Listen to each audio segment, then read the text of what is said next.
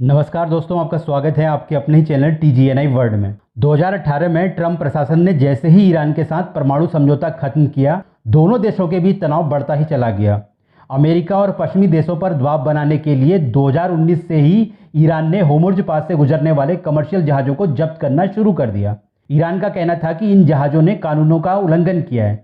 कभी कोई ईरानी जहाज भी किसी देश द्वारा जब्त किया जाता था तो उसे छुड़ाने के लिए भी ईरान विदेशी जहाज़ों को जब्त कर लेता था। होर्मुज़ पास, जहां यह तनाव सबसे ज़्यादा चल रहा है, इस रास्ते से दुनिया का 20% तेल गुजरता है। इसी वजह से यह रास्ता बेहद महत्वपूर्ण माना जाता है। अमेरिका ने पहले से ही इस रास्ते पर अपने A-10 थंडरबोल्ट वॉरप्लेन्स, F-16 और F-35 लड़ाकू विमान और साथ ही नेवी का USS थॉमस हंटर डिस्ट्रॉयर और दूसरे वॉरशिप तैनात किए हुए हैं ताकि ईरान को विदेशी जहाज़ों की जब्ती से रोका जा सके। पर जब अमेरिका ने एक कदम और आगे बढ़ा के यहाँ से गुजरने वाले कमर्शियल जहाज़ों पर हथियारबंद सैनिकों की भी तैनाती की घोषणा कर दी तो इससे ईरान बुरी तरह भड़क गया। ईरान ने भी जवाबी कार्रवाई में अपनी नेवी को पूरी तरह से एक्टिव करते हुए नेवी को कई तरह के ड्रोन्स के अलावा 300 से 1000 किलोमीटर की रेंज वाली कई सौ क्रूज और बैलिस्टिक मिसाइलें सौंप दी। ये क्रूज मिसाइलें एक साथ कई टारगेट्स को हिट कर सकती हैं और उड़ान भरने के बाद भी इनकी कमांड्स को बदला जा सकता है। ईरान का कहना है कि फारस की खाड़ी, ओमान की खाड़ी और हिंद महासागर का अमेरिका से क्या लेना देना है। अमेरिका की इतनी बड़ी सैन्य मौजूदगी आखिर यहाँ क्यों है? इस क्षेत्र में आने वाले देश अपनी क्षेत्रीय जल की रक्षा करने में पूरी तरह से सक्षम है।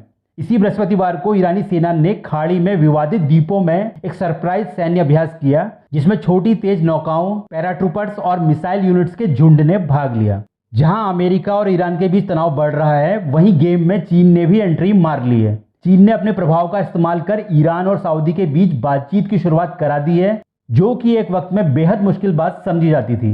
इसी के साथ सीरिया की भी अरब लीग में वापसी चीन के प्रयास से ही संभव हो पाई है। अब जहां इस क्षेत्र में अमेरिका की पकड़ कमजोर हो रही है, तो वहीं चीन और रूस अपने प्रभाव को बढ़ाते दिख रहे हैं।